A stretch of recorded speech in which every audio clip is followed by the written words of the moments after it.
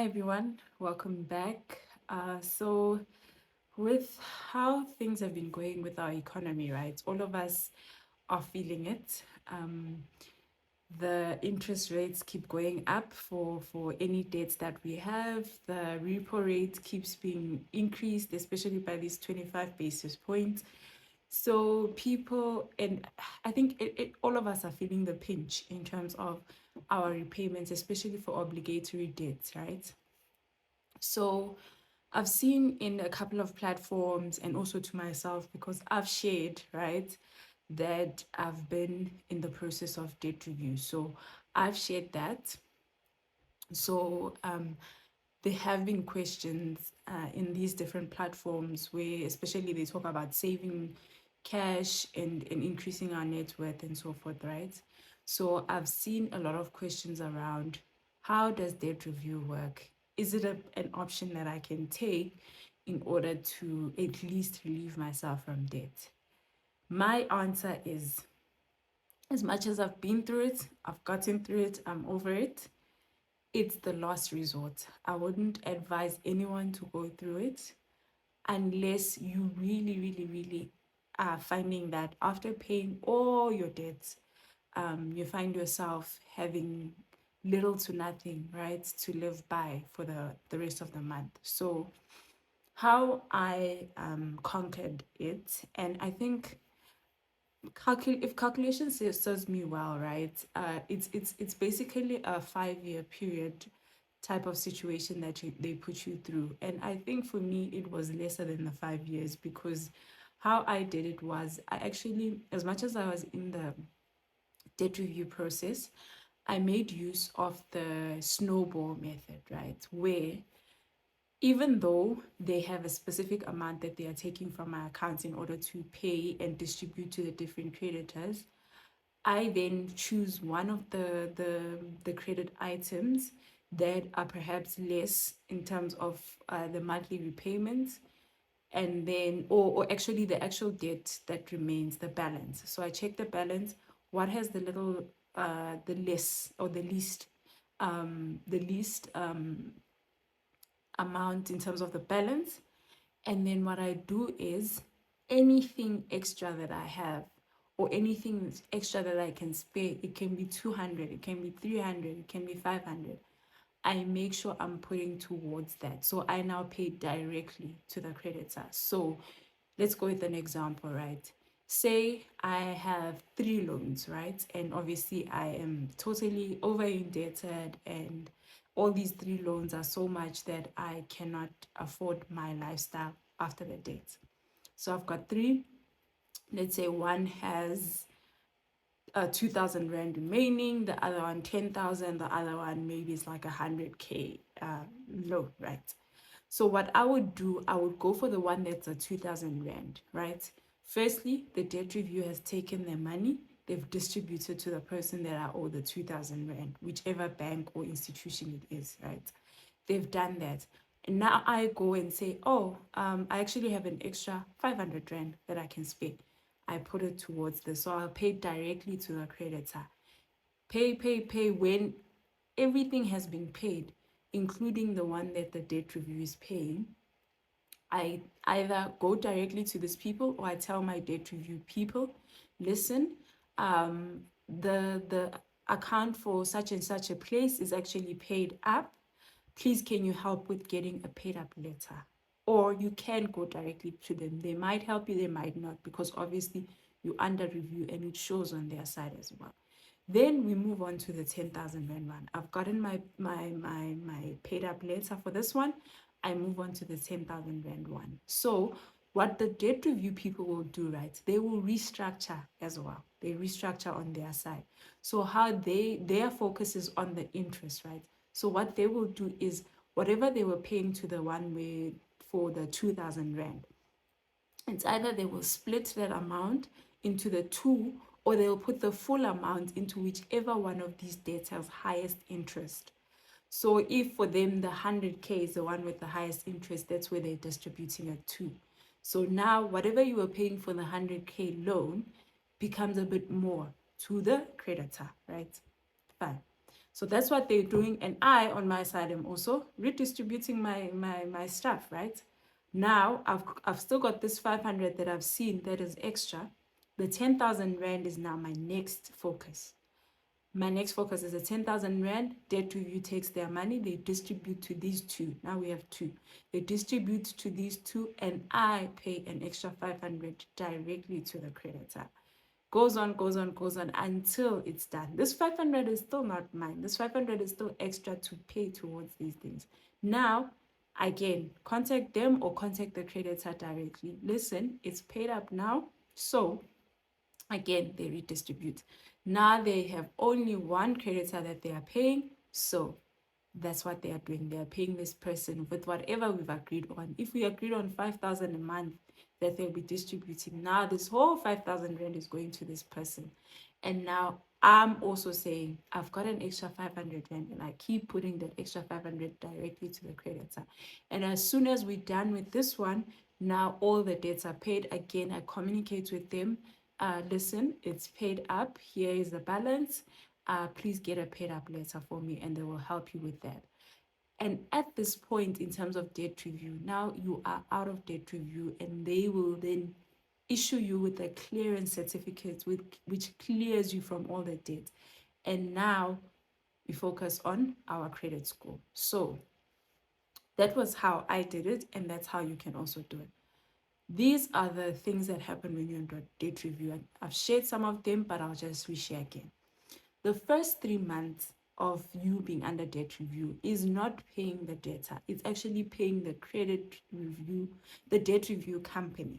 So you must understand that in the first 3 months, you're literally not paying your creditors. You're actually paying for the service that they are offering you.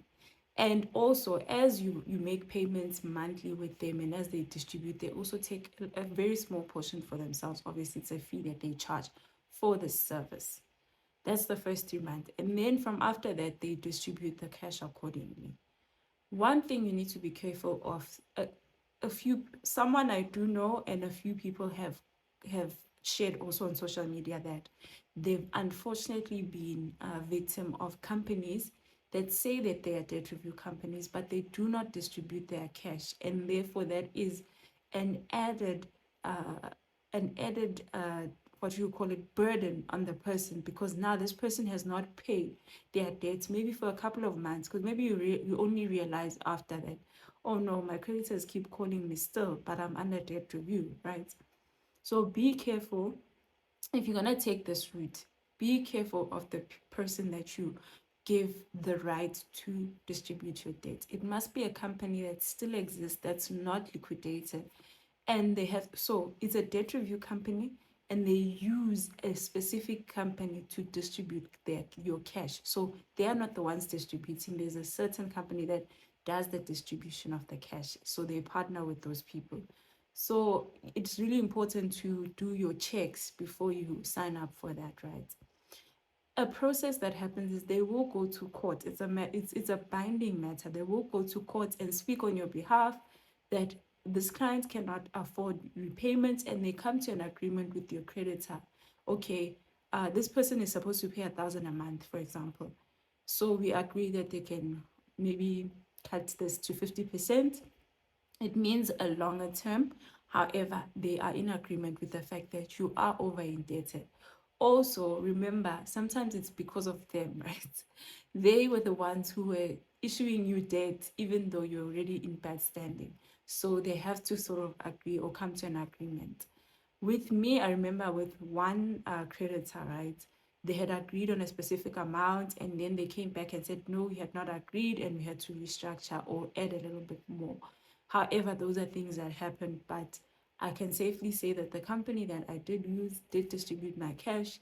They gave me paid up letters when I needed them, and they were able to give me a clearance letter at the end. Another thing that you need to realize is, should you go under debt review, your credit score sits at 0, which means you cannot take up any further debt. So if you are looking to get a house, a car, or whatever, however you are struggling, really check that you are struggling, and check really that you don't have at least something that you can add towards your debt, or any lifestyle changes that you can make that will help you live your month sort of comfortably. It won't necessarily be to the best, but maybe comfortably, right? See where you can make changes in your finances before you consider that, because your credit score does sit at zero and you will not be able to take up any further debt until you have that clearance letter. Once you have that clearance letter, right, then your credit score starts to pick up again, and it becomes normal, right?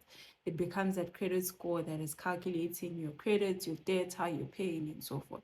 So really, really consider it before you go into it. So I've touched on the first 3 months you are paying them, credit score remains on zero and you cannot take any debt until you are done and have a clearance letter. Even after having a clearance letter, sometimes just take a few months before you go on and take on debt. What I did as well, right? After I got my paid up letter, because I was looking to get a few like big ticket items marked off on my list. Whatever the debt review company was taking off my account, I continued to live as if I don't have it, right? So I would put it on in a different account altogether. So, like I said, if it's 5,000 that we've agreed on, that 5,000 remained as money that I don't have, even after I had my clearance letter. I kept putting it aside as if it's being debited from my account, and that helped me save for the big ticket items I needed, right? So that's something you can consider as well. Once you get a clearance letter, live as if you don't have that money, because you've gotten used to living without it. Live as if you don't have it. It helps you save. It also keeps reminding you as well. I don't want to get back to that situation, so let me save for things that I need.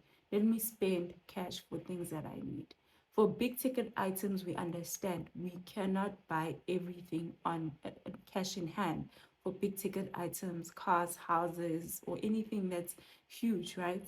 So if you can save for a deposit for something, or if you can just get that in your head, get used to that money coming off, then you will be sorted for when you get that big ticket item, right? So just to check that I have everything. First 3 months you are paying them. There is a fee that you are paying them. Make sure it's a company that is still liquid and will distribute.